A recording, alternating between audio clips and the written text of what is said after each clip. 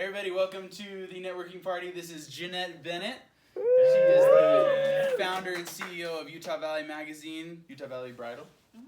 She is the most connected person I think I know. She knows everyone. If she calls you, pick up the phone. She is a mother to 5 kids. 5 kids. She loves them. She's a wonderful mom. And we are so happy she's here. And she's going to talk to us about entrepreneurship. So, give it up. Awesome. Well, thank you. I think it's awesome that you guys choose to do this. Choose to get together and learn and network and mentor each other. And I wasn't exactly sure what kind of group this would be tonight. This is going to be fun. How many of you already have a business going that you're building? Okay. And do others of you have ideas and questions and things? Okay. That's awesome. So a good mix. And I have to tell you, when I was younger, I never envisioned being an entrepreneur. I grew up in Idaho Falls. My dad was a school teacher. And from a young age, I loved to pretend I was a journalist. So I made little newspapers for my friends. And then I would play broadcaster. I would draw the United States on a big piece of paper and today there was highs and lows, and I was a broadcaster. And I really envisioned that. And I went to BYU and worked at the Daily Universe. I was the editor of the Universe. Oh. It was cool back then. I don't think it exists now. It's now online. Yeah, okay. So back in the day, it came out 5 days a week, and it was actually a pretty big deal. And it was fun. I learned a lot. Some of the things I learned were what not to do. Maybe we'll get into some of those stories. But I really envisioned being a journalist.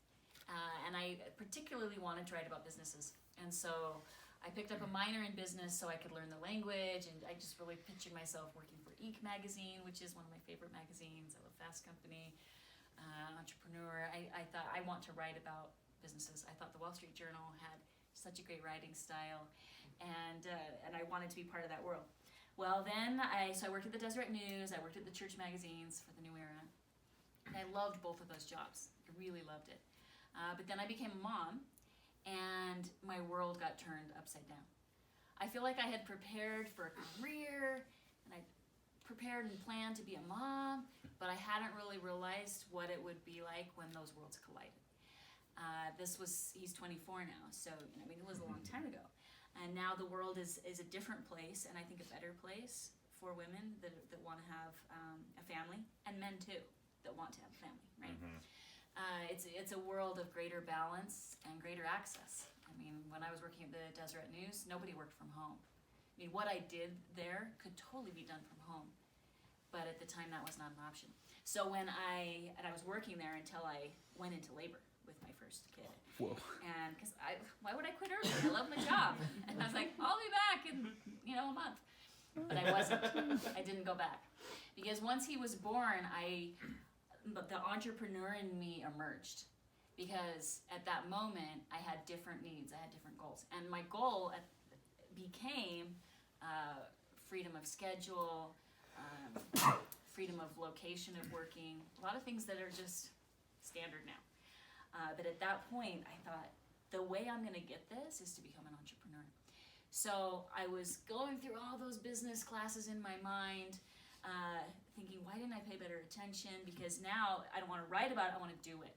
I want to do the accounting for my business. I want to figure this out.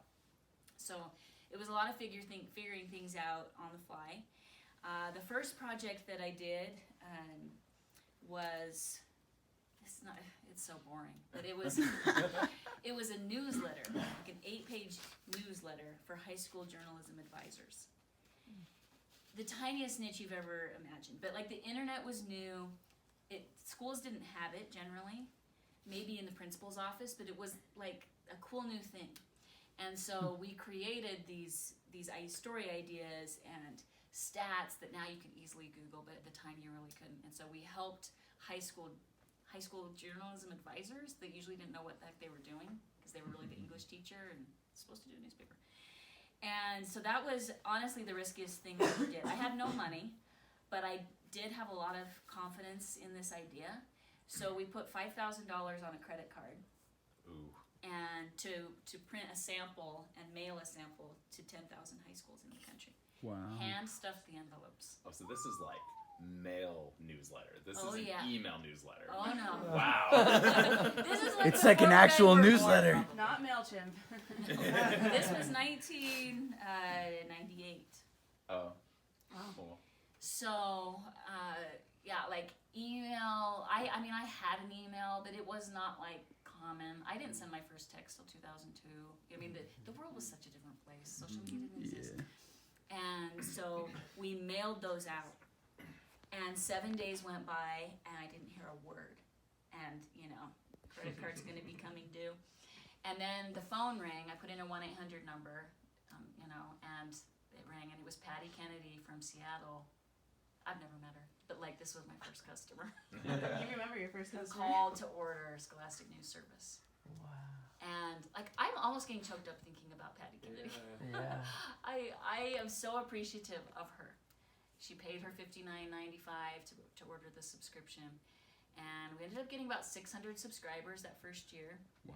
So, you know, we made 20,000 or so on that. But that gave me so much confidence and excitement.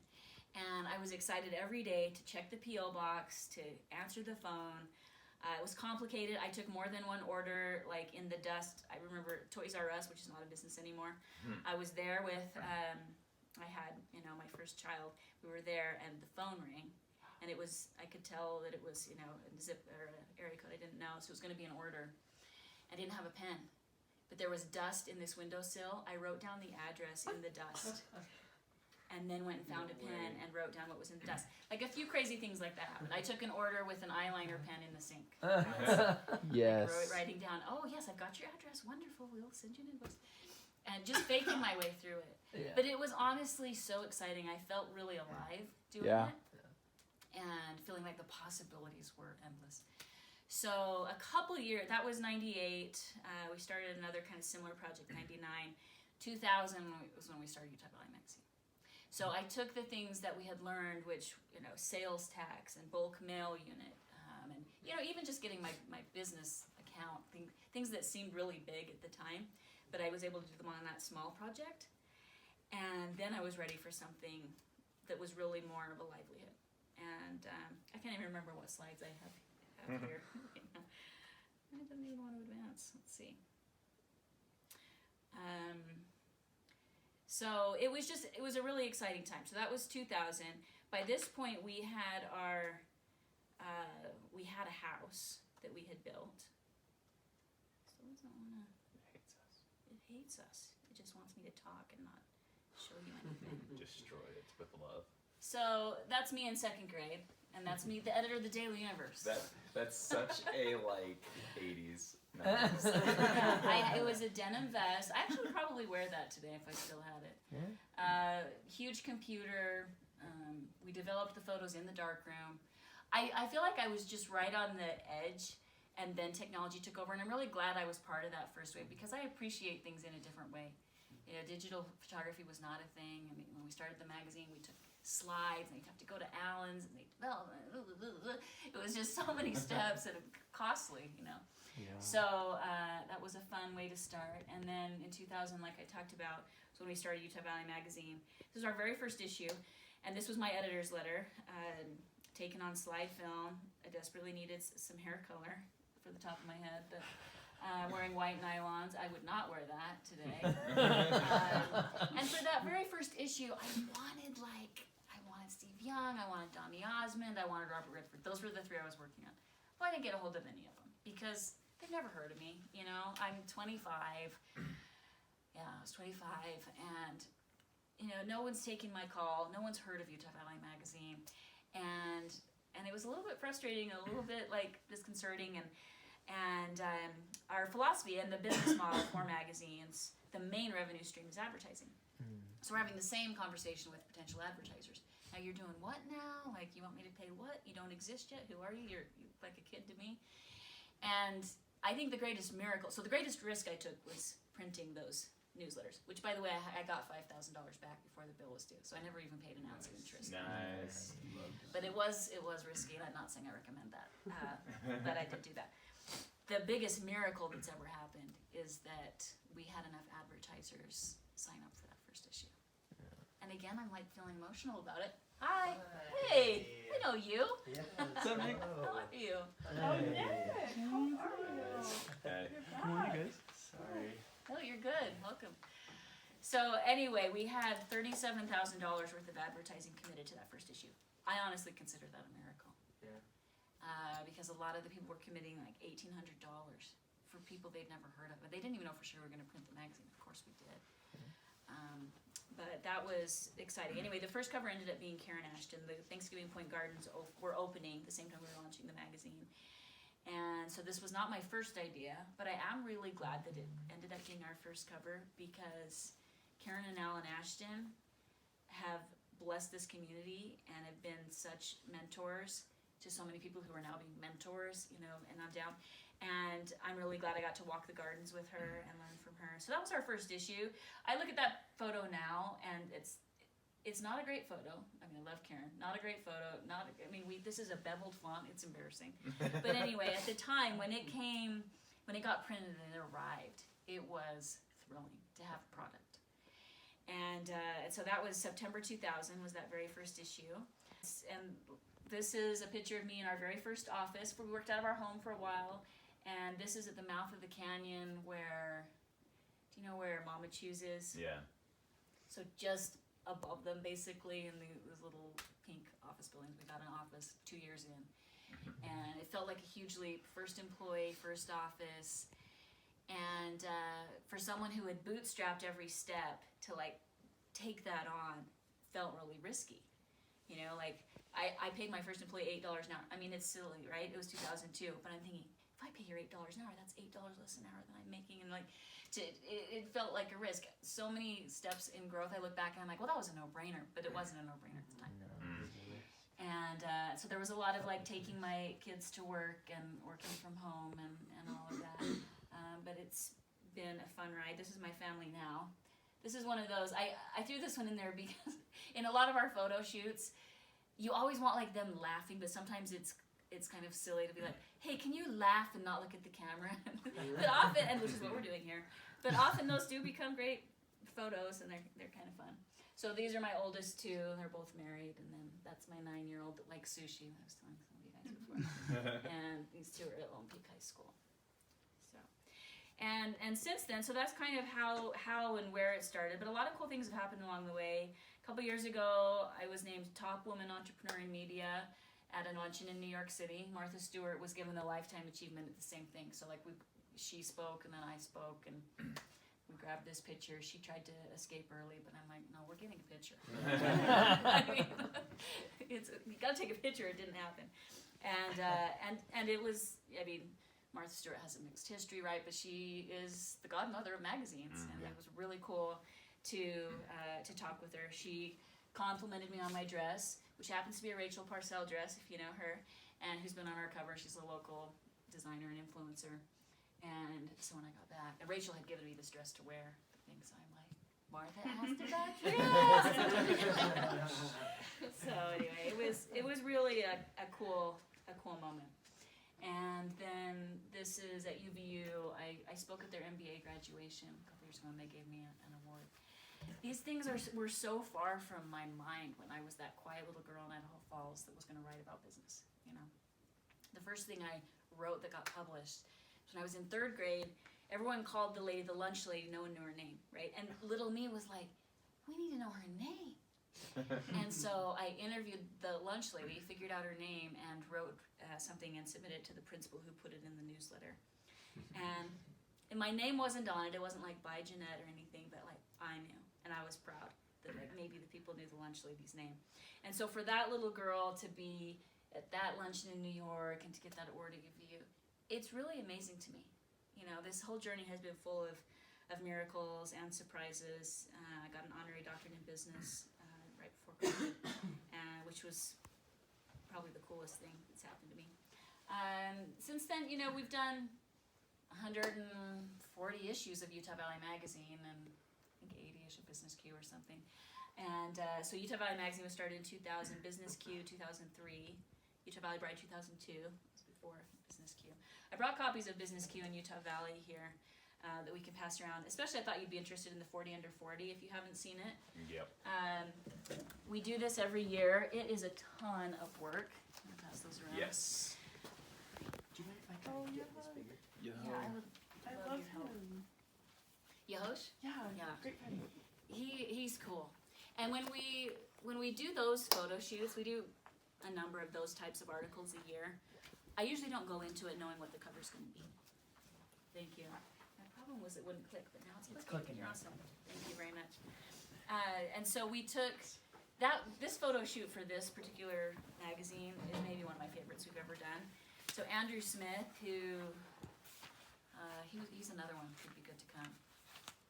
He's awesome. Just take this And a list. good friend. So Jeanette gave me a list and you're on it, and she said you'd be great.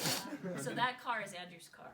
Andrew has a car collection, and he brought 5 or 6 of his It's a Black Series. amazing cars to a parking garage in Lehigh, and we had just a blast shooting.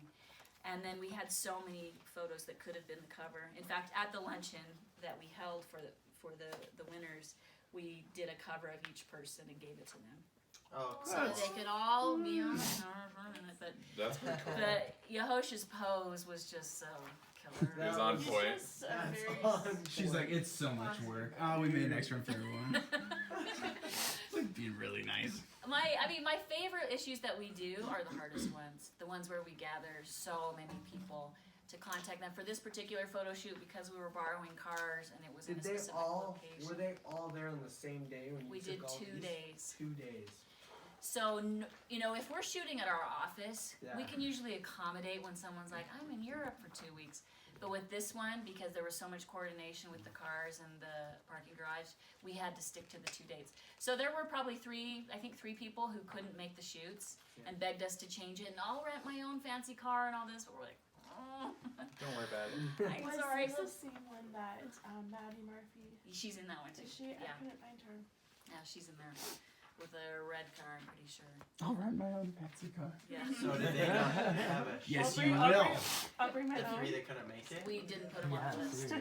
Oh. My It car was is kind of like, must be present to win kind of a okay, thing. Yeah, that makes sense. So, some of them I have on my list to do this year. Okay. One of them was turning 40, so they won't be on the list. How's I sad. mean, it was brutal. I know it's brutal, but it's Oh. like, Yeah.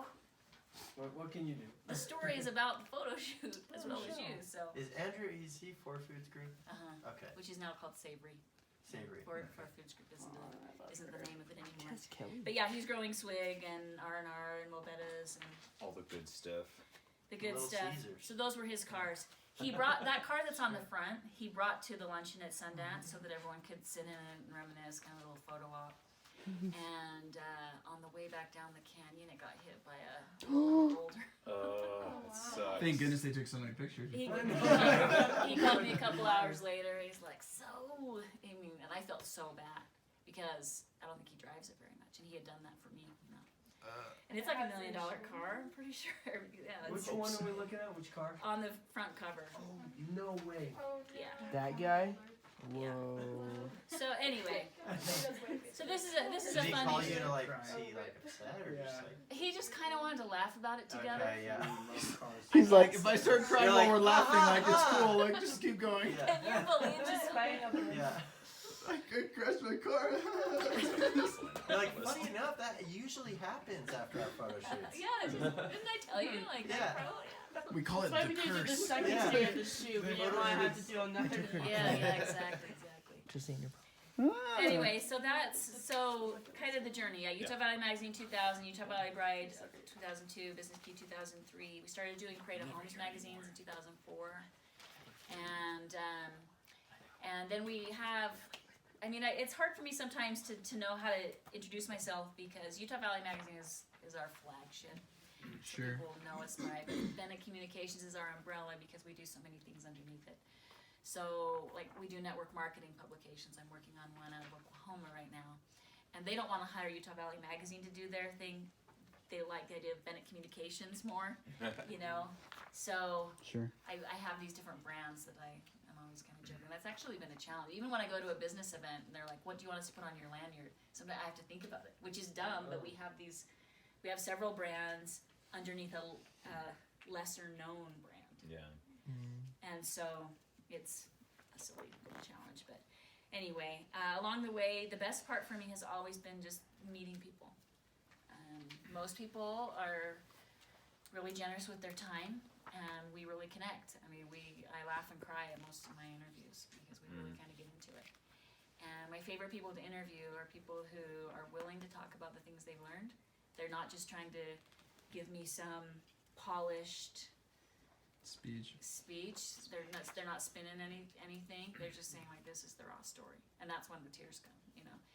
But the best part is when there's like a lesson learned, and they've come out over here and they can see how that was actually, you know, that hard thing, getting fired, losing your business, losing an investor, whatever.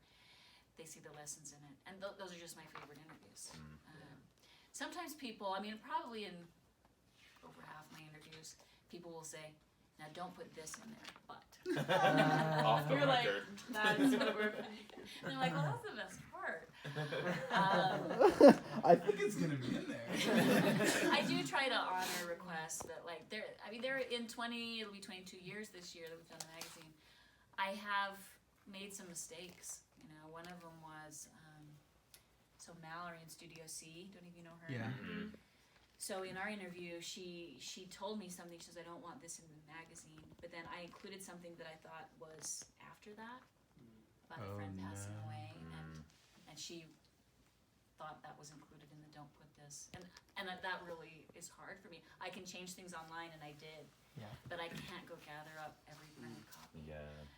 In some cases, I let people read things before they go to the printer. But I think that would be tough. it's tough. Often they make it worse. Yeah. Don't be so critical. Yeah. Yeah. And yeah. You're like, One this is what I person do all day, every interviewed day. had been married 10 times, and I included that, and she begged me to see it, and she wanted me to change it to several. Isn't 10 more interesting than several? You gotta say 10 You times. say several. We were thinking like 3. Be like specific. I mean, after 4, you know. 10, it's like double digits. Now it's It's interesting. my new life goal.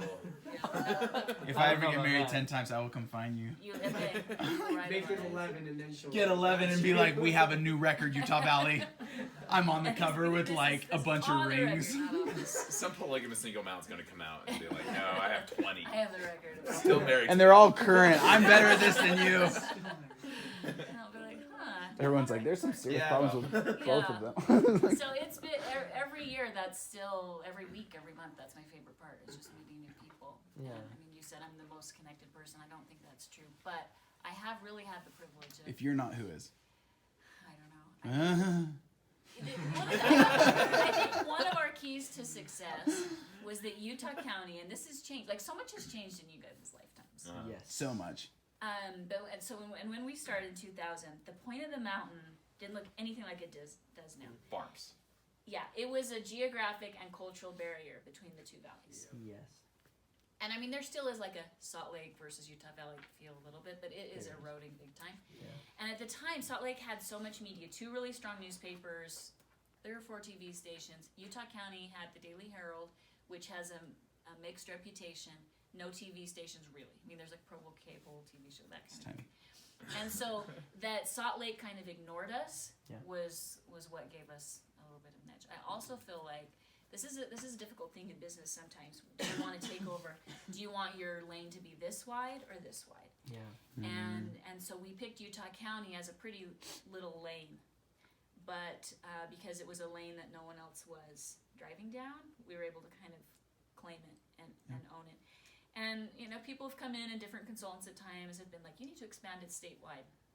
And at some point, I might do that, but our advertisers are like dentists in Springville, and you know, an eye doctor in Orem, and no one from Bountiful's going to come down here. Yeah. I really don't think they will. Yeah. No. And so I'd have to double, triple my ad rates to justify the press run, and I'm not sure that's the best thing for our advertisers and readers.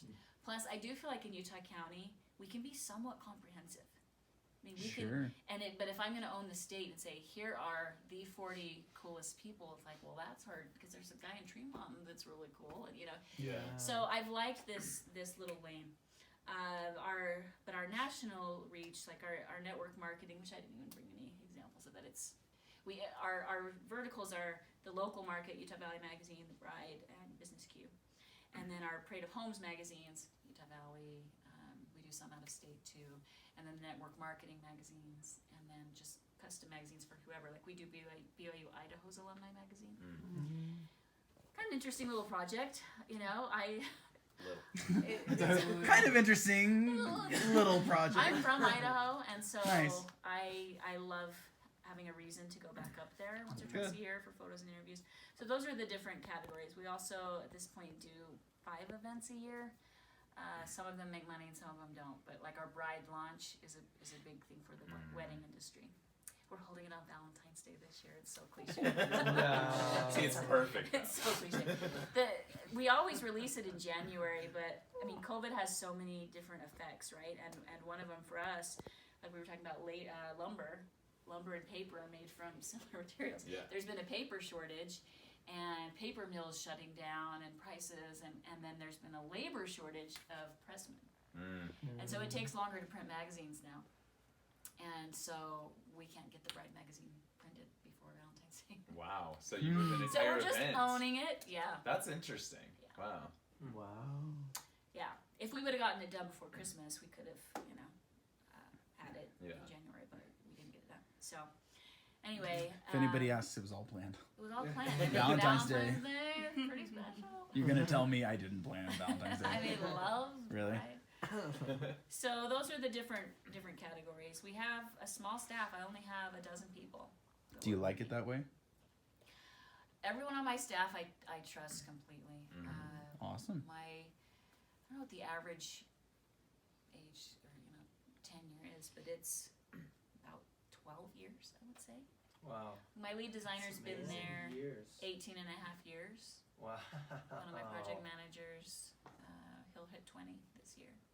Are you on the best place to work list?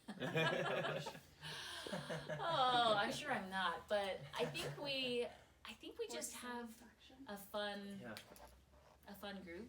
Yeah. Best place to work that you can never get hired because no one leaves. Yeah. The turnover is Yeah, really openings. low. So are these so it sounds like your staff is like helping to organize everything, and then you contract out the writers, or do you have like enough writers on staff? The only writers that I contract with are former employees.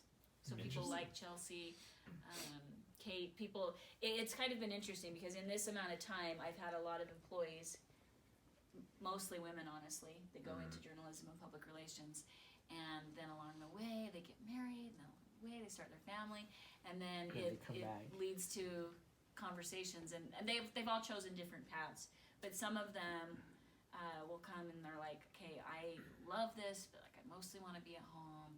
And if we got to my slides, which I mean we don't have to, but one of my points was going to be excellence is a door opener, because my employees who come to me and want that flexibility, if they're excellent, I will accommodate whatever. Sure. You want to work 1 day a week, you want to write 3 stories a month, okay, I will work around this because you're excellent.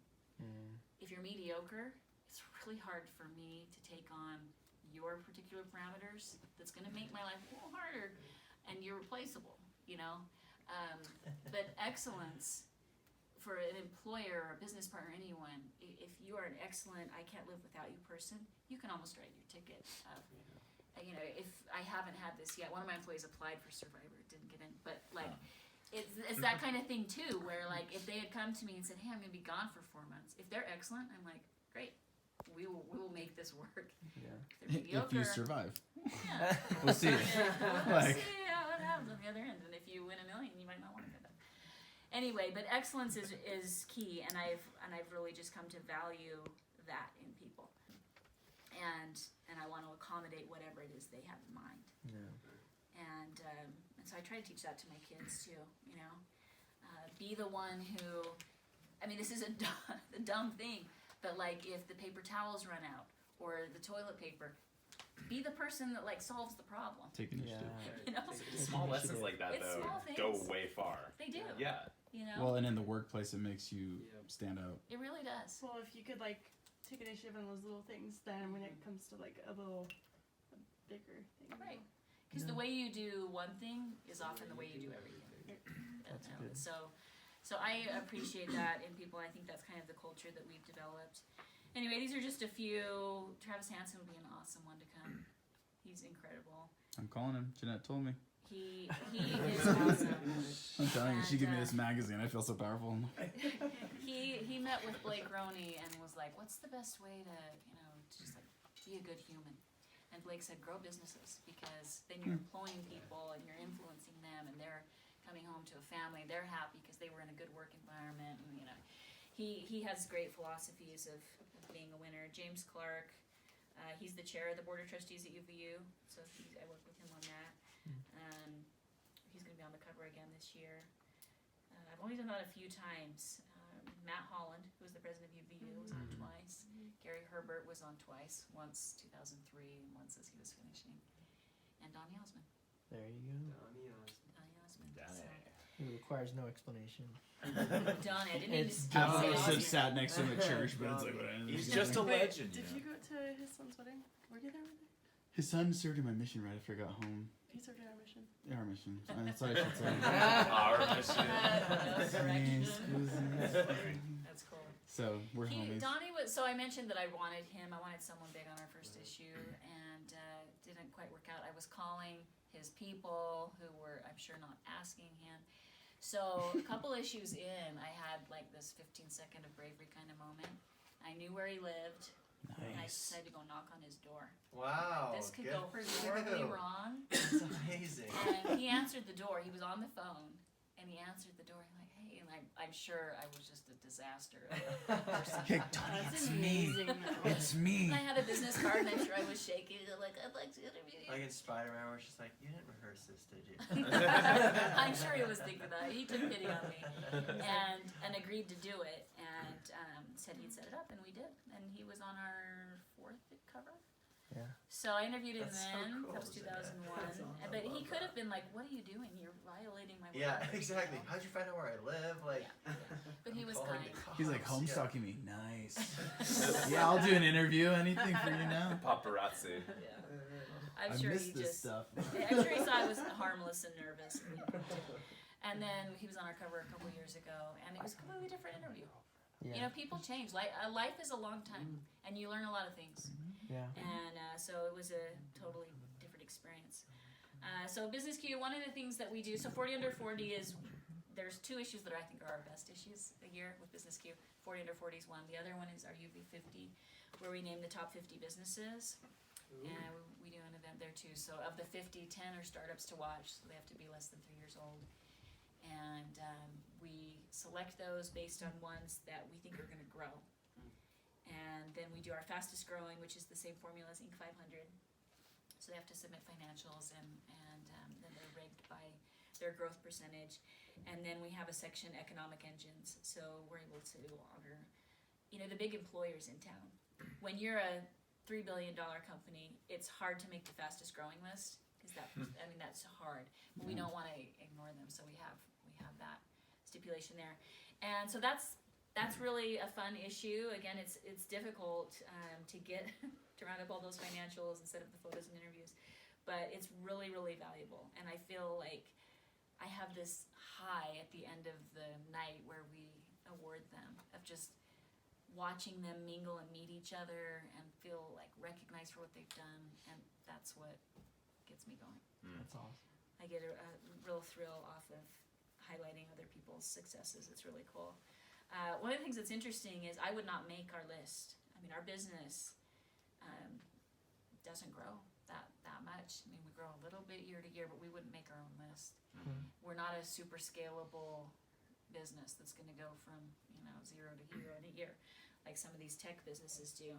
Yeah. And at times I feel not bad about that, but I'm like, I think I know how to grow a business better than I'm doing, Yeah. But I would have to do a different industry. But I get my payout in different ways, and it's been really fulfilling and fun. Well, and yeah, what you were saying about like being comprehensive, yeah, I feel like the Utah Valley, your magazines help make Utah Valley feel like just a community that like you can know everyone in a way, Thanks. I don't know, it makes it feel, yeah, like a small community, and I don't I'm know. glad. That's really special. Yeah. Yeah. Versus if you did do a Utah wide or whatever. You know, like she's seeing Yahosh on the cover. You know, and it's like you're typically gonna see somebody you know. And so yeah, it just makes it really small. And the thing is that Utah Valley keeps growing too, which is gonna make it more challenging, but also more opportunities for you, which is cool. We'll never run out of story ideas. People often Yeah. think that's the hardest part. Like, how do you come up with the ideas? Like, that's actually not the hard part. Wow. The hard part is the business model. The hard part Yeah. is selling the ads and getting people to pay for those ads. You know, just the logistics of that. The Yeah. content is so fun, and we'll never run out of ideas. Wow. I mean, ever. Yeah. Ever.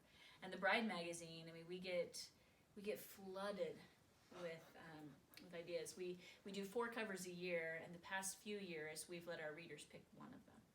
So you can submit an idea. We got over 1,000 submissions. We narrowed it to 10. So painful, and now our readers are going to choose them. So it's When we come back to this room, we will have an idea. Down to 10.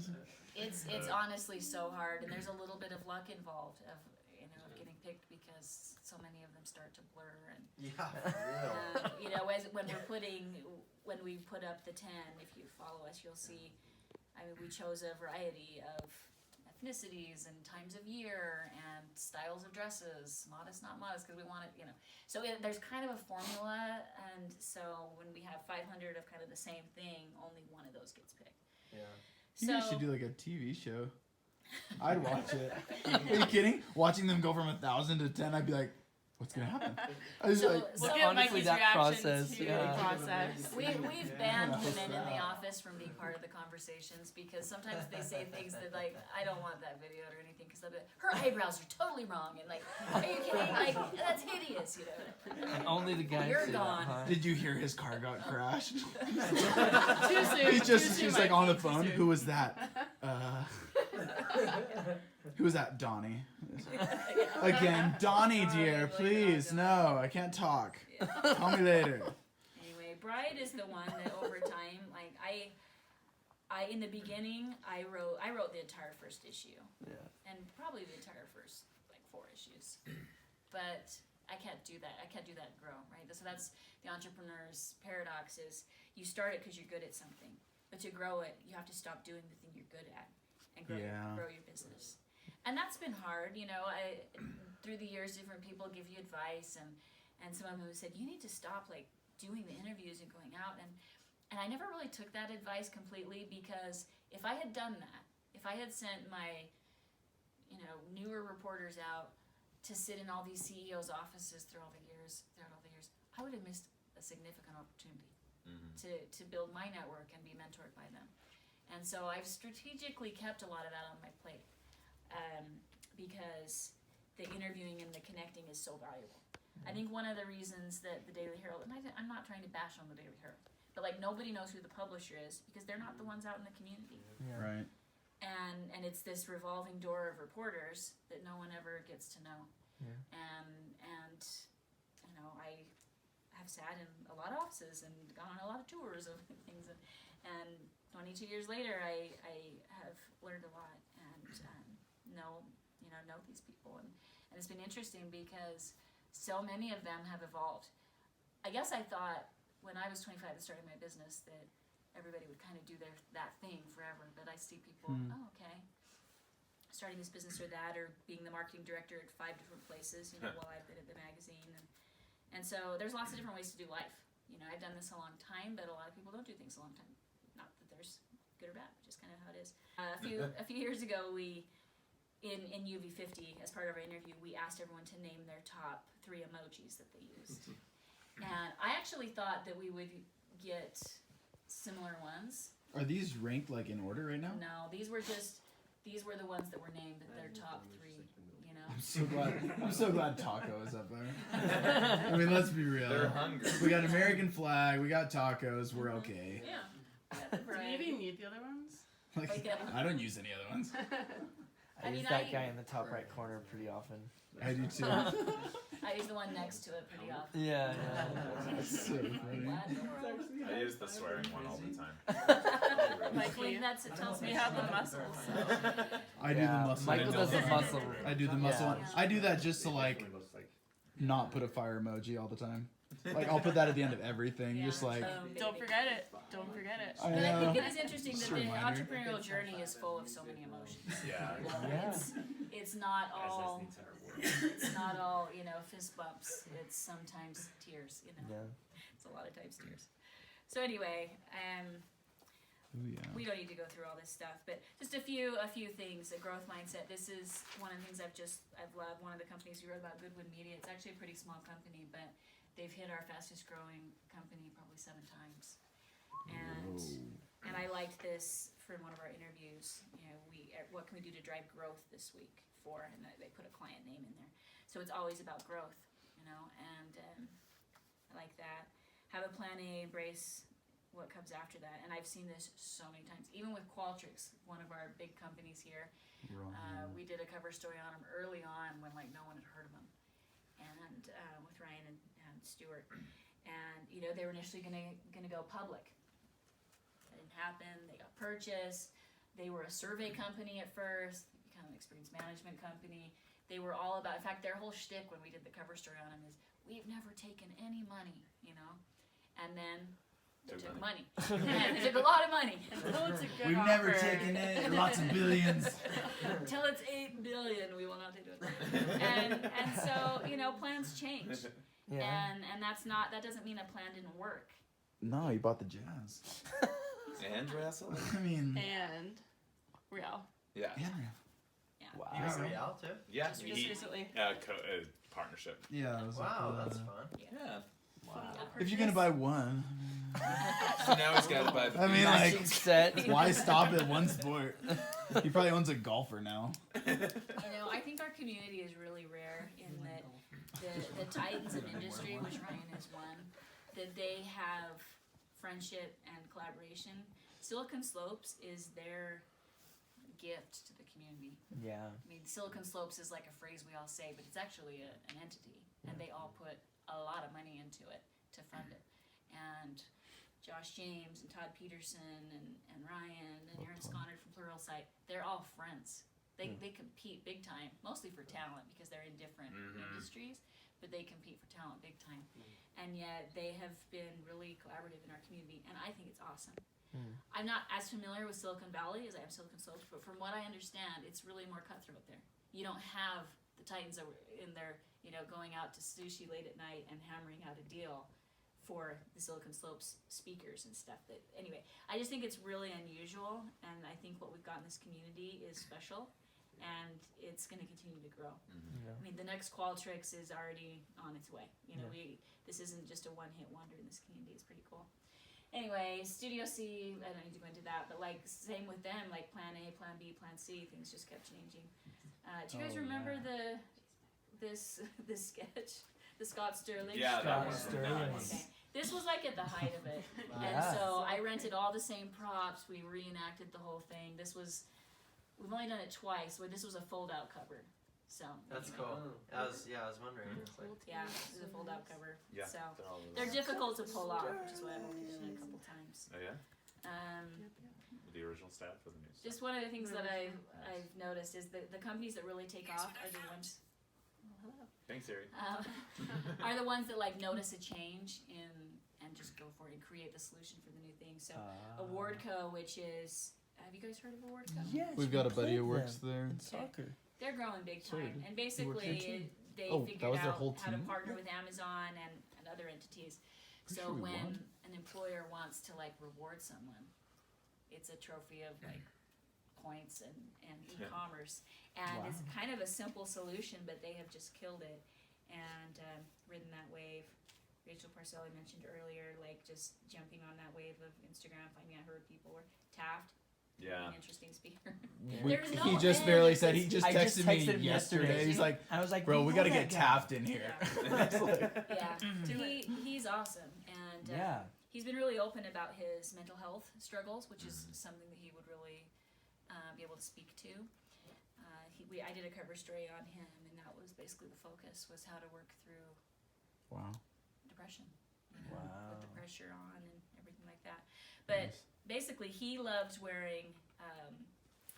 Started with socks. He started with socks because he liked the no sock look. Mm-hmm. That he would borrow his mom's no show socks because there weren't any for men. And then he's like, I'll create them for men. And then that led to he had customers who bought socks from him, so why not sell them shoes? And then high-end shoes became his And thing. then he's like, let's have them handmade. In Spain. Yeah. They're pretty killer. Yeah. I love Tafts. Yeah. Well, and I really love their videos. Their profile on Instagram is actually fun to watch. My friend actually does all of their video There you production. go. Let's We can get them let's in go there. talk to them. Yeah. They're cool. I mean, there's just so many good customers. And so Reigns was, Great idea. They're in Utah? uh-huh. Wow, cool. Yeah. I know. It's like everything's here. Everything's I know, here. yeah. So I saw Built Bar earlier. Is Built Bar a Utah company? Yeah. What the crap? Oh yeah, American Nick Fork. Greer. Yeah. I didn't know that. I Nick eat Greer. I their didn't stuff know all that the time. either. I eat their bars at least 4 times a day. And he's built, so. There you go. You should be in their commercials. Their location is really cool. Their new just one? The design, yeah, it's an American Fork, and there's a NASCAR car in the lobby because he sponsors different athletes. Yeah. in NASCAR. They just put in a basketball court. Anyway, Nick Greer is I a didn't know. really cool person. Who's Yeah, he's growing never up. done anything like that before. I mean, he's a serial entrepreneur, but he never done anything. That a consumer products Yeah. company, yeah. Yeah. In fact, I didn't bring that Interesting. issue. Our Need a part-time UV50 job. issue, I interviewed him and wrote about it, and my lead was, he said, who would ever start a consumer products company? That would be ridiculous. That's what he said? Yeah. Years ago. And then he did it. And he did it. There you go. Yeah. And I don't understand how they like took over this. I feel like they popped off like crazy. I don't So understand. his play is really smart because he's trying to position it as a healthy candy bar. Yeah. And so, I mean, it's a protein bar, but the candy bar industry is like, I might be getting these numbers wrong, but like a $40 billion industry. Okay. And the protein bar industry was like a $4 billion industry. So he's like, I'm going to be the healthy candy bar. I want to be placed by candy bars in the stores. I want to be placed near them in people's minds. Okay. So when people are like, well, I could get a Snickers or a Built Bar, which is actually healthy. And so that was his play, and it's brilliant. Is that where they're putting it in stores? Candy. It's all over the In place. the candy section? Yeah. It's everywhere. It's it's like a In the checkout candy stand I and mean, things like yeah. that. You Yeah. can't get your eyes off of it. That's amazing. So he did it differently, Yeah. than that's other protein awesome. bars. That's so cool. And their flavor profiles, and they do lots of cool things where they bring a flavor and then they pull it back. So there's this like sense of urgency to buy because it's going away. Yeah. You know? But it's He's- always coming back, actually. It gets me every time. Like, I'm like, oh, I want that flavor, and it's going away. Hey, Order. 10 of them. What do you mean pumpkin spice is leaving? I must buy 10. You can't Great. believe. I need my basic white girl to come out. Never possible. Eric's basic white girl. Do they actually take them away? Yeah. It's like I mean, it goes away for a few weeks. that's a Okay. strategy of a lot of companies. Yeah. Yeah. These days. Triple Limited chunky time. fudge monkeys going Kristen away. does something similar. You made them all. Yeah. Not to take off the presentation too much. Thanks So for we letting me indulge we in named Built Built Bar our #1 startup to watch this last fall Ooh. Oh. because Understandable. I think they're going to be actually I think our top 3 companies this last year, our top 3 startups are all going to hit $1 billion. Nice. So Built, second one's Lumio, Let me and the third one is Brandless. brandless. What is that? So James Clark, it was a startup that was not in Utah, and then it like went into bankruptcy and things. And James Clark, who's a local, Yeah. he was on the cover, one of the covers I showed you. He purchased it, and it's basically kind of brilliant because it's supposed to be brandless, right? Like, why would you waste money and time on a fancy brand? Just get good products that are brandless, but brandless has become a brand. Ah. But their product line is so diverse, from luggage to personal care items to blenders is one of their big things. And James is he just knows how to grow companies, and they're already on their way to $1 billion. I think they'll be trailing revenue hitting $1 billion like third quarter this year or something like that. Hitting how much? billion. $1 billion. $1 billion in revenue? By third quarter. That's awesome. Yeah. And Built Bar is basically on that same trajectory. So So it's basically a marketplace, like an Amazon or something? Like an everything Yeah, for their own marketplace? products. Oh, for their own products. Yeah. Interesting. Wow. So it's an interesting play.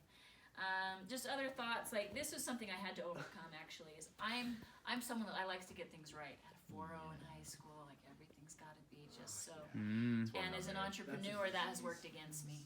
And it still is something I battle every day. Like sometimes I don't want to make a phone call till I know everything they could possibly ask me, and I have all my ducks in a row. So it stops me from doing the thing. And so that is one of the conversations I have to have in my head every day. And Pattern, which is another company out by the point of the mountain. Maybe you have friends who work there, things like that. It's actually one. I liked what they said. It's like we have a bias for action. Like that's what they prefer, action over perfectionism, and and I still struggle with that. I think my desire to get things right is one of my strengths, but our strengths can sometimes be our weaknesses. I feel like as entrepreneurs. You take them too far. Well, and if you sometimes- print a magazine, it's nice to. Well, you want to get it because, like you said, you change the digital version. I can't go gather them up out of mailboxes, even though a handful of times I've thought about it. This was another thing I had to overcome. So I grew up. My dad was a school teacher. He kind of I had to unlearn some of the things I learned in my family growing up, and I absolutely love my parents, but they had kind of this, I don't know, chip on their shoulders about anyone who was successful, and like. Dirty snobs. Like someone in my ward, there was a service project to go help re-roof their house, and my dad was like, "He makes twice what I make. I'm not helping him." And there was always this like, well, rich people should pay all the taxes. Rich people should do all of this, and I had to really kind of unlearn a lot of that non-abundant culture that I was raised in, and part of that was. I feel like at times I felt like a victim early on before I became an entrepreneur because my parents weren't helping me with college and because I was kind of quiet and I had these things where like, well, I can't be an entrepreneur, I can't be successful because of X, Y, Z. And I've had to really kind of learn by talking to other people and working through my own issues that playing the victim does nothing for you, and sometimes your weaknesses, that propels you. Thread Wallets was one where they talked about being broke. They have an interesting story. Again, I have so many speaker ideas. We just went. Well, me and Tiana and Kyla, we went to watch. What's her name? Mackenzie speak to the women of BYU entrepreneurs, and I just came because I'm me. Yeah, she's We're so fantastic. proud of you, And Mike. they've Put on the been, wig. I was in the back. I was just like, they kept asking questions. I was like, I'm not raising my hand. Like if I raise my hand, I looks like I'm just. Like I'm dirty. just writing on a list here. They told me I could come though, so I was like, I'm coming. she's awesome. They've been really generous, and I think that's part of their success is they're so willing. Like they always want to provide the lanyards for our events, and they're just giving people. Out of They have a curiosity, skate park in their headquarters, which is really cool. Out of curiosity, what does your parents and family say about success and stuff now over the last few years? They say she's the They dirty evolved. crook. So Have they evolved at all? yeah. Or changed? So here's the thing. My parents will never watch this video, so it's okay. And I do love them. I'm sure they're great. I'm just curious because I know people like that too. So when we were stuffing those bags of envelopes, that very first venture that we did, and my dad knew, that it was about $5,000 that we had spent. I overheard him talking to my sister and her husband, and they were making fun of us. And my dad was like, "They're gonna end up living in our basement the rest of their lives, And my I do brother- live in my parents' basement. Nothing wrong It's with like, it. it's because I spent all my money, but I didn't get the money back. I'm just kidding. It's good. Trade-offs. You got That'll be a great manifested, bro. story. You'll tell me that story. for It'll be in my Christmas Day. book. I think my One of parents them. still struggle with it, to be honest. Yeah. When I got my master's degree, see, this is like group therapy. My parents didn't come to my graduation because my dad didn't have a master's degree and he was threatened by it. Wow. Wow. I've had to unlearn some things. Yeah. Whoa. So, my dad was raised by a mom who was very depressed, Yeah. and she actually died by suicide. And I think there's some demons in my dad's head that he passed on to me that I thought were normal. Yeah. Like, Sure. I didn't realize until I started dating and some of my boyfriend's dads were cool, and I was like, oh wow, like. Father I'm figure, that's so learning cool. from That's you. nice. Yeah. And that was really that started to open my eyes. But anyway, but I've realized that Interesting. some of what I am a very frugal person, or I can be.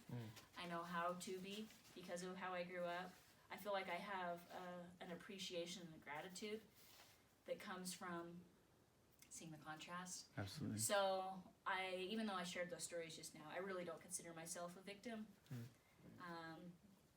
You know, there've been some blessings. There's Mackenzie right there. I love it when women show up and they're willing to be photographed 9 months pregnant. I just think it's adorable. Yeah, that is cool. I couldn't even tell until you pointed out. She's really fun. Be excellent. We already talked about this a little bit. This is a picture of some of my staff members, and so I talked about that example of just needing to be excellent, and how especially the women, when they want flexibility, comes down to excellence. The reason this picture is meaningful to me, you can see 2 kids in the reflection right there. Yeah. So they're standing out here in the photo, but they're in the reflection. These are her kids, and she is excellent. And so as she has 4 kids now and has been with me a long time, and because she's so excellent, bring your kids, do this and that, work from home, whatever we could do to keep you here is how I feel. Being you, I mean, that's kind of a no-brainer, but that's one of the things that I've loved. This is one of our 40 under 40s. You have the most current one in your hands, but a couple years ago we did the color code for our theme, so we had all the entrepreneurs take the color code test, and then we photographed them on the color of the 4. Have you guys taken the test? I'm so yellow. You're yellow. Okay, what other colors do we have? Yellow, Super red. blue. Yellow. Blue? Yellow? Yellow, red. For those Red and blue? Yep. So it was interesting as we did this, we had primarily, so we picked just like we normally do, our 40 under 40, just the same vetting process. It wasn't like we were trying to get a certain color types. But when the results came back, red was the most popular, yellow was second, blue was third. We only had 2 or 3 whites.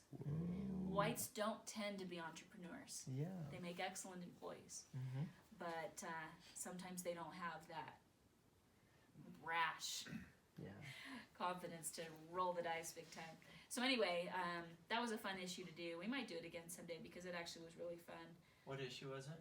It was our 40 under 40. This was 2016 actually, so it's been a minute. So they're all 40 now.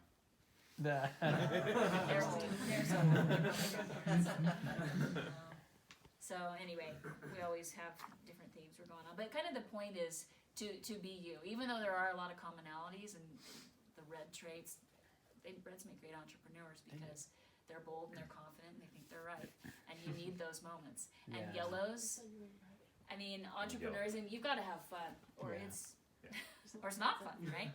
And so yellows make great entrepreneurs too, but they usually need to be paired with another skill set. So anyway, that was kind of a fun one. Allison Faulkner, I mean, as far as being you, she is so you. That outfit is tigress. Yeah, she's just Tigerlicious. she's just totally herself. Tigerlicious, yeah, Tiger King going. Yeah. Tiger Queen.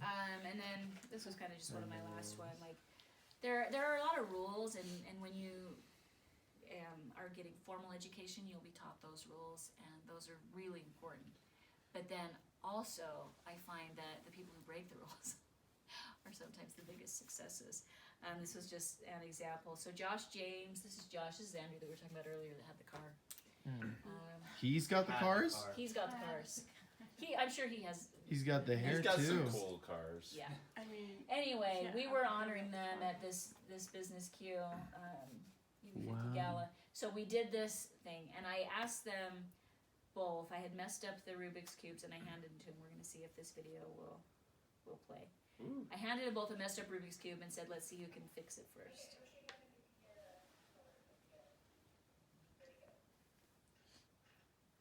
He's trying to yank it. I probably do that. apart.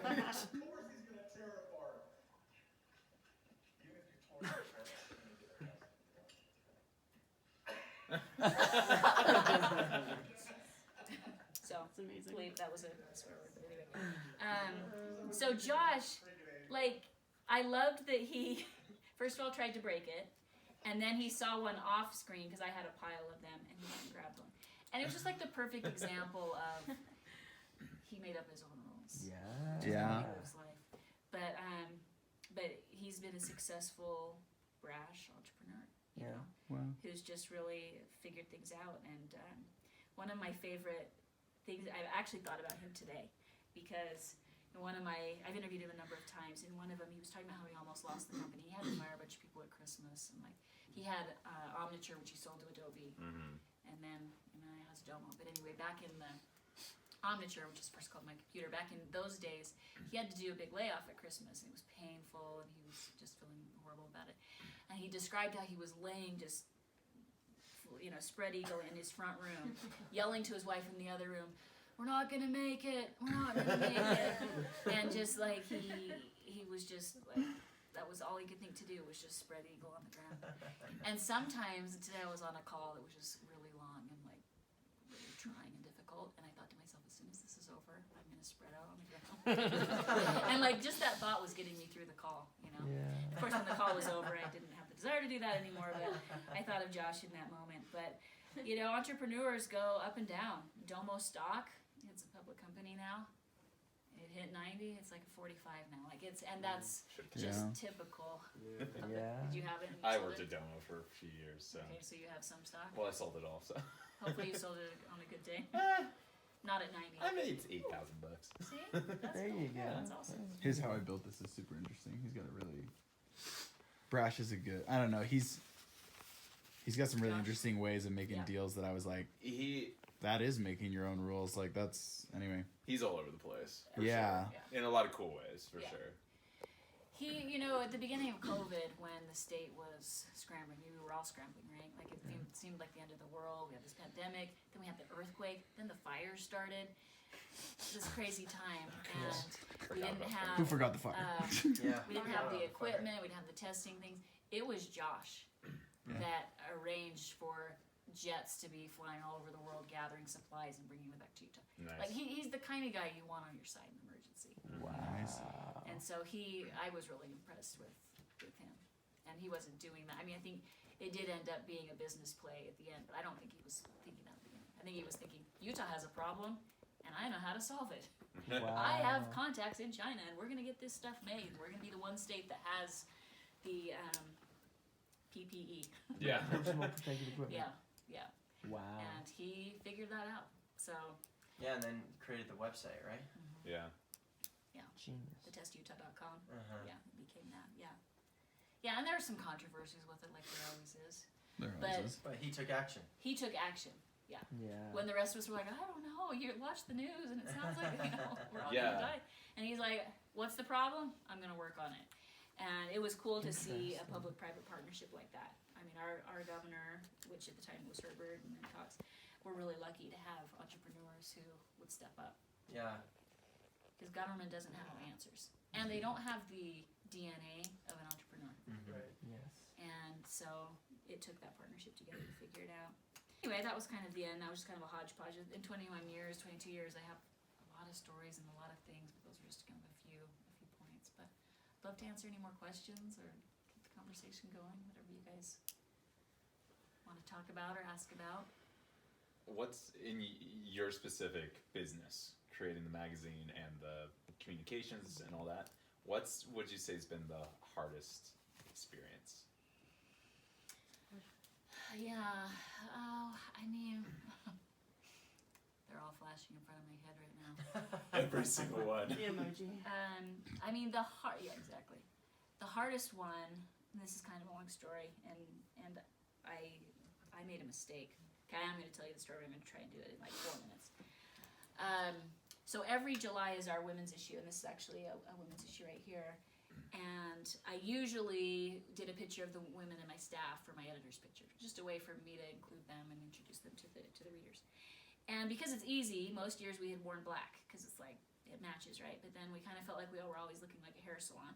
So this year I'm like, let's all wear like solid bright colors. Okay. So we did.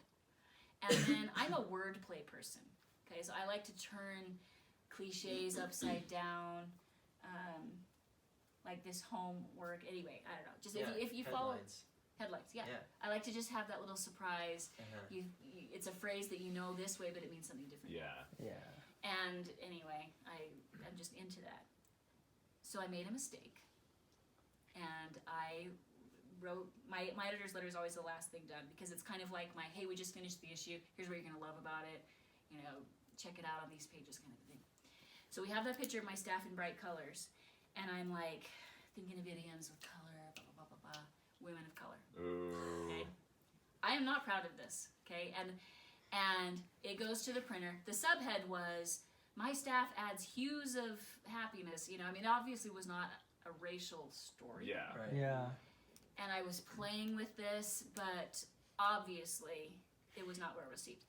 I am glad it happened a number of years ago, because if it happened now, I might not be alive. Oh, yeah, for You sure. know? Anyway. Back when people were just like, what? Yeah. Instead of, I'm gonna get you. I'm a Yeah. killer. So obviously it did not go well. Yeah. The Tribune did 2 articles on it. Wow. Fox News did something on it, because they like to point out when Utah County does something stupid. Yeah. Right? Of course. And then All news is good and news. people who hate That's what I was MIT and people thinking. who hate the church. Like, I ended up being the lightning rod for a lot of anger about, you know, Utahns, women, Mormons. And the biggest anger came from outside. Outside the county. Outside the county. Outside. Okay.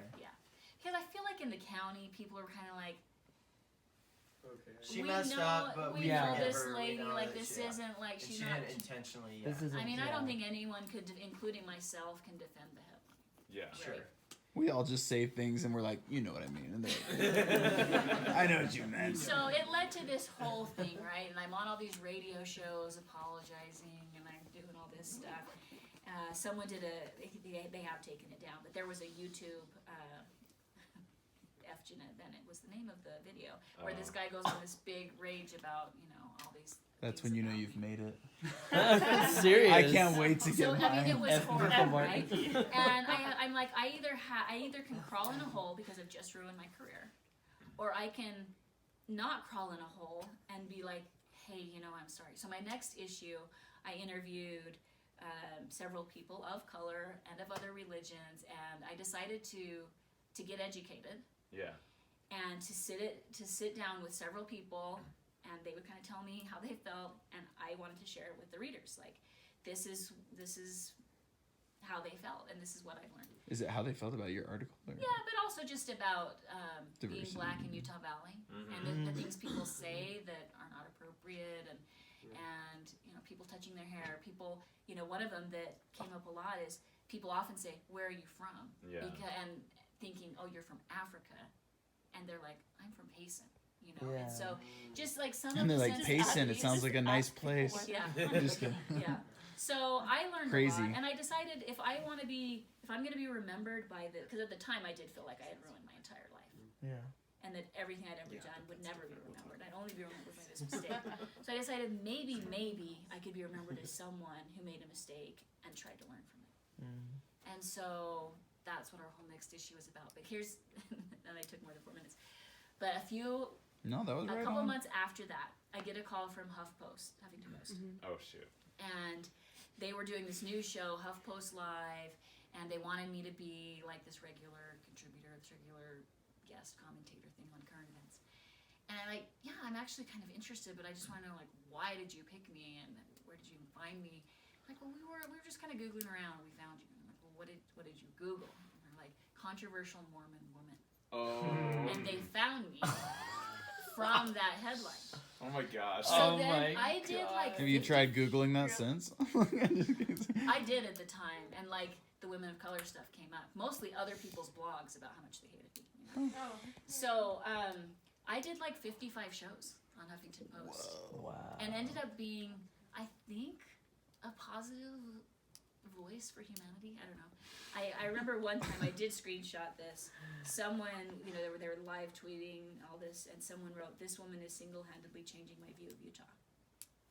And I was like, Hey. I think that's a compliment. I think I'm not. I think That's the positive way of doing it. That's not usually how they say it when it's bad. The reputation of Utah is already kind of weird. Yeah. When they don't know it. Yeah, So. exactly. So like that was the low point of my career for sure. Yeah. Sure. But like it did lead to some kind of cool things. Yeah.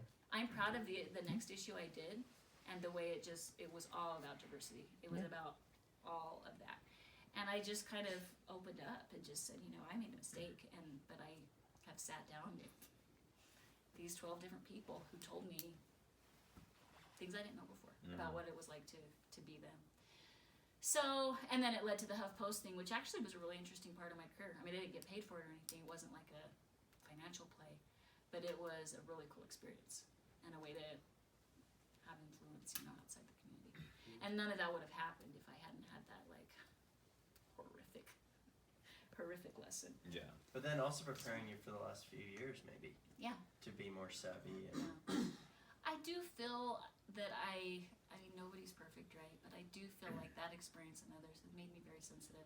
And I when we do these 40 under 40, and like we have something called Fab 40 that your sister was in, and I'm very conscious of we need a mix. These can't all be white Mormons. Like, we have got to have a good mix. And this year, in this 40 under 40, it was 20 women, 20 men. I've never reached that mix before. Always wanted to, but you know, we've always had more men that met the qualifications and had reached that point in their career Sure. that we felt that they were deserving. But you know, it hit it this year, and so yeah, I do think it informed me, continues to inform me on how the magazine might look to someone who's not me. You know, I only have my own perspective, but because of those interviews at that time and other times, I get in people's heads a little bit and see the world through their eyes. Mm-hmm. And so as we're producing things, I think about how will this look through their eyes. You know, our community is increasingly diverse. Even in the LDS Church, it used to be so black and white, like you're all in or you're all out, and now that's a wide range. Yeah, huge And spectrum. there's a huge spectrum of religion, and I want to be open to that. So I mean, it's sometimes hard because sometimes the people I interview, Gladys Knight was probably, I want to say the worst, but I'm not trying to criticize her, but she talked so much about the church. She was so on fire that I'm like, wow, like this is like an ensign article, and I'm not the ensign, you know. Yeah. I don't just want to write about your testimony, you know, like, because Right. I don't want our magazine to be something that members, you know, people who aren't members of the LDS faith look at and go, this magazine is way too churchy. It's not LDS magazine. Yeah. So that's a tricky Right. thing Whatever. because you know, people when I interview them, they say what they want to say, and sometimes people are very religious in what they say. And then I have the choice to make of how much do I include that, you know. So. I have a question for you. It's a personal one, which you can answer as much as you want, but just your journey with cancer, like how has that shaped your worldview and also just about business and Yeah.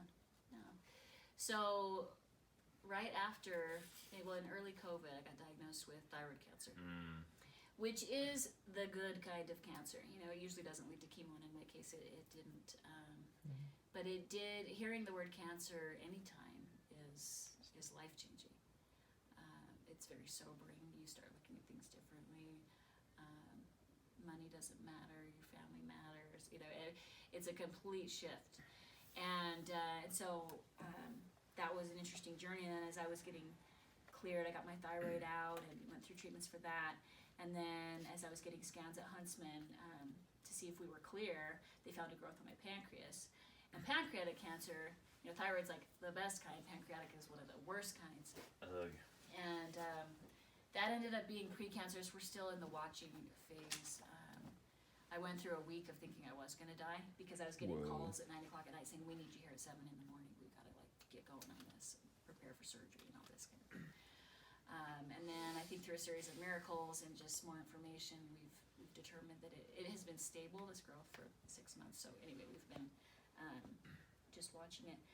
But, you know, it was weird because I think I'm a pretty ambitious person. Like, I've had a lot of energy and just I'm excited about things and motivated by making the magazine awesome and, like, increasing revenue and all of this. And going through that, it took some of that away. interesting. And it's an interesting thing to grapple with because I have employees that I want the company to grow for them. You know, I want them to make more money, and I want the company to grow for them. But me personally, I was like, I would actually just rather have more time than more money.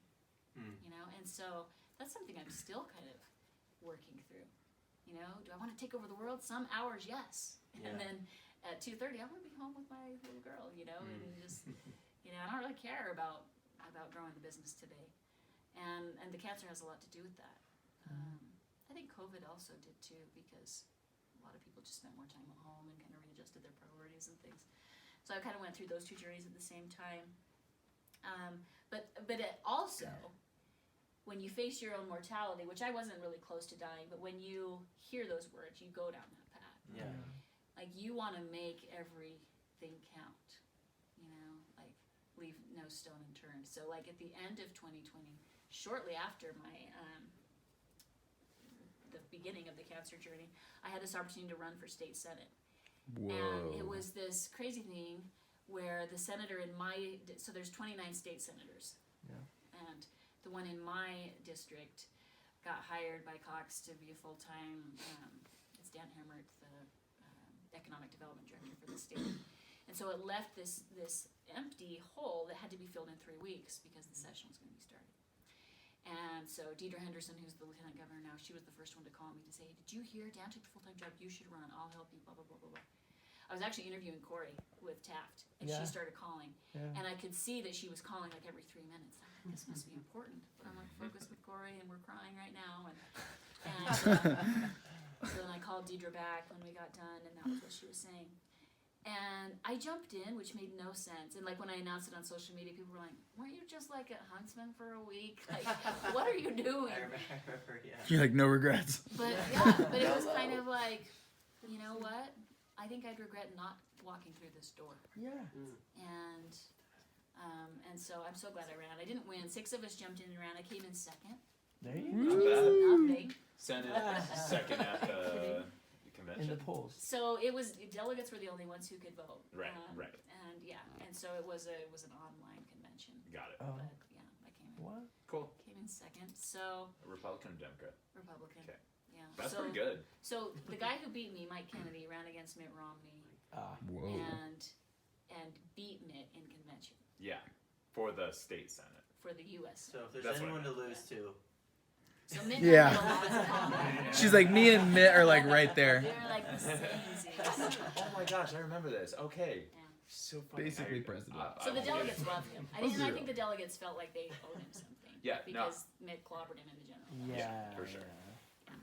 So it was a totally good experience, and I would totally do it again. And honestly, because 2020 was such a bummer with COVID and with the beginning of that cancer journey, and running for the state senate woke me up again. I was like, Really? hey, I accessed the part of my brain where I'm like ambitious and confident, because I think I had kind of shriveled down a little bit. Nice. So doing hard things, it really kind of wakes you up. And I actually thought when I ran, like, man, if I lose, that'll be embarrassing and stuff. And I felt more confident after I ran, because I learned so much about myself. And honestly, people aren't paying that much attention. I still have people walk up and say, how's the Senate? How's D.C.? Yeah. Okay, first of all, it was the state Senate. And second of all, I didn't win. I know. You're like, I think they're both great. I don't know. I just... Anyway. But I do think, like, so I'm on the board of trustees at UVU now, which is the governor appoints the board of trustees at the state universities. And I think me running changed how people saw me, and I think changed how Cox saw me. Sure. And I think that had something to do with me getting nominated for that. So I'm super glad that I ran, and I'm actually relieved that I lost.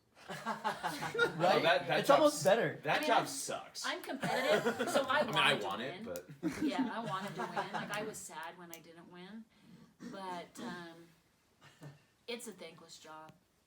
They make about $15,000 a year. I mean, nobody does it for the What? money. Yeah. But you're only in session for 4. Oh, 8 yeah. weeks. But then It's it's a all state year. senate. You're You're still working. doing special sessions and talking to the media and everything. And leadership right now is tough because nobody's happy with anybody. No. Exactly. You can't make everybody happy. And And everyone still asks you, how's the Senate? So, like, it's like you won. It's like you You won. have the prestige I know. without the freaking consequences. Miss Senator. Without the death Lady threats Senator. that you get every day. You'd probably get different ones, but But I just wanted to say, like, that is an incredible accomplishment just to even, like, go down that road to approach that kind of, like, Yeah. goal. And especially as a woman, I think that that's Thank you. I mean, for anyone to do that. But I feel like even though like it didn't go as far as you wanted to, I think some people just talk themselves out of it before they even do it. You know, and they say like, "Oh, do you mind? Jeanette did that." Well, that kind of was going through my head because I've encouraged other people to run through the years. And then when I had that opportunity, I'm like, well, I've told other people to do it, and why not me? There's never been a woman senator in that district, so I would have been the first. We've never had a U.S. senator. There's a woman from Utah. There's 2 running right now to replace Mikey, Allie Isom, who I'm helping with her campaign, and Becky Edwards. They're both great. Yeah. And it's too bad they're running against each other because they really are both awesome. Anyway, yeah, we need more women in politics. And Utah, there's a lot of headlines. It's the worst state for women and whatever. I actually don't feel that. That's not been my experience. Their metrics are weird. It's not been my experience. I think it's a great place for women. I've had more opportunities because I'm a woman. I know that for sure. But there's a few things that we haven't crossed off the list. You know, we haven't had a governor. We haven't had a senator, U.S. senator, and Do you mean elected female governor? Because we have had a female governor, but she True. was like, she got it because the other guy retired. Yes, elected female governor. Yes. Yeah. You Sorry, kind of I'm count that. I'm kind of a know-it-all. I'm sorry. Yeah, you know what? Aline Walker, you're right. Yeah, and she was awesome, and she has her place in history. But like, the state didn't vote her in. Yeah, for sure. Yeah. Totally agree with that. Got a question. So, so when you were growing up, you never had any. I mean, it sounds like you did. You said you were shy, but at the same time, you had some level of growth mentality, I suppose. Did you ever have any, like, a vision for yourself, or what? Not as big as it should have been. I wanted to do well in school. I was very motivated to get straight A's. I knew from early on that like my parents weren't going to pay for college. There was an emphasis on education, but not the funds to be there. So I always wanted to, like starting in 7th grade, I paid my own school fees. I paid my own yearbook. I paid bought my own school clothes. I always had a job. So I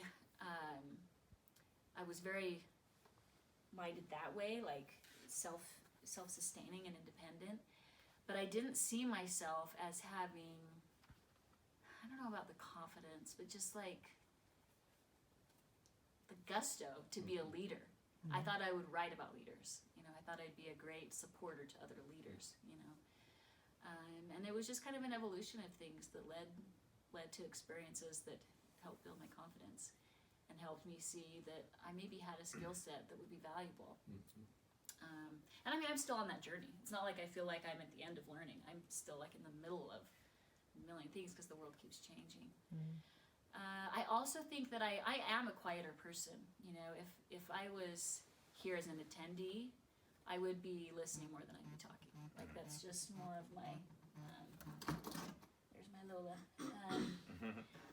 I'm a quieter person. I'm an observer. I notice people's body languages. I hear everything people say. Sometimes extroverts, and we need both in the world, but like extroverts don't always notice the quiet person in the room and what their body language said. Like we'll leave a family party and I'll tell my husband, oh, this and that and this and that. He's like, how did you know that? I'm like, didn't you see that? Didn't you see the way they withdrew when this topic came? Whatever.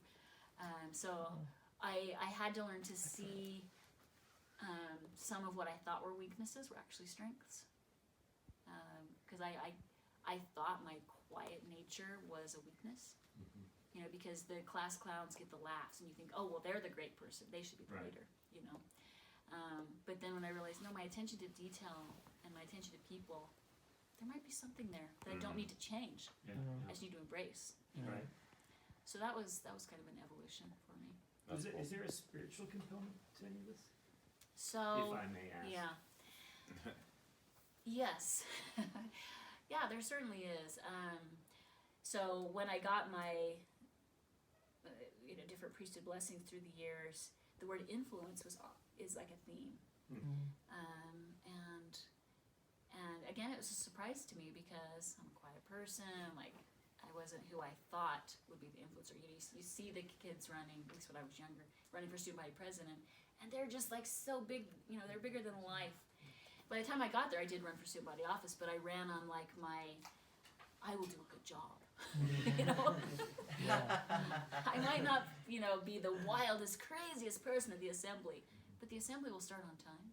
And it will be organized. So Everyone's like, I'm voting for her. being That's awesome. Being a working woman, which isn't something I saw modeled in my family and in my neighborhood, there's a spiritual component to that, for sure. And feeling like that I was supposed to do that, even when some of the feedback I got from people around me was different than that. And I still feel that. And I'm really glad that I got to get through that, because I actually don't feel, a lot of women talk about mom guilt and stuff when they're working. I don't feel that. And I actually don't think it's because I'm a bad mom. I have a real sense of what I'm doing is what I'm supposed to be doing. So, you know, there's that saying that people say, and I actually hate it, that on your deathbed, no one wishes they'd spent more time at the office. I understand the sentiment of it. But I think one of the things that it sounds like is like any day at the office was wasted. Yeah. And I don't agree with that. Like, Right. I would be sad on my deathbed if I was like, I didn't do anything with my life, and I didn't, you know, use my talents to the fullest, and I didn't influence the way I was supposed to. I didn't do the things that I really could have done, you know. And that's what I would be regretting on my deathbed. I mean, of course I want to spend time with my family, of course, you know. But I also think there's a lot of value in what we do at the office. Yeah. So that's really interesting. So you use the phrase, you really feel like you should be doing. Is that the feeling you've had all along? It's just been. I feel guided at times more than others at different hinge points, but yeah, I do. Someone asked me today. I was telling him some of my ideas for growing our company, and he's like, "Well, why do you want to grow your company? Is it just because you feel like that's what you do, that's what everybody does?" I'm like, I'm actually not very motivated by external things. I'm not very motivated by, oh, you're succeeding, well, then I better succeed, you know. I really don't think I'm wired that way. It's more of just like, I feel like I have a stewardship over my opportunities, my talents, my network, my, you know, all of that. It's more of a stewardship than a competition, or I'm trying to prove anything to anybody. So, I don't know, I think God, and this has been kind of a cool thing, when I've interviewed so many different people, and to be religious, if that's okay, like, I feel like God has a different role for people. Like, when I interviewed the Osmonds, across the board, they're fantastic, and they've done a lot of missionary work. They're not the most, like, academic, deepest, I mean this with a lot of love, you know, but like, their influence and their play is here. And then you have other people, like I look at the New Skin people and the Ronies and those, like, they're in China, and, you know, opening doors that way, and having half of China come and stand in their distributor building, which faces the temple, and they're asking questions. And I just think God must look down and be like, okay, with my chess pieces, I need this guy to do that, and I need this woman to do that, and we all have these different roles, you know, and I think He must be just really pleased when He sees us playing to our strengths. Yeah. You know, and we all have different things to do. You know, so, and when we're in alignment with who we really are, that's when things really get exciting and really start happening. Love that. So, I think that's important. Yeah. I just want to know two things. I want to know who's your favorite interview ever, and I want to know why. But I also want to know who is the hardest person to like tie down for an interview. So Robert Redford continues to elude me to this day. He does not. For 21 years. No one eludes Jeanette. He just like, and one time, you know, with really famous people, you have to talk to their people, right? You can't just like talk to them. But one time I did see him at the restaurant up there, so I thought, of course he'll say yes to me. I'm Jeanette. So I walked over there. I knew I might only get 2 seconds, so I had like magazines in my arms, so that like as I walked up, he could like know who I was, or, you know maybe what I was going to ask him about. And I got about 3 words out, and he turned around and walked off. Oh. And the person with him was like, "Not today." Okay.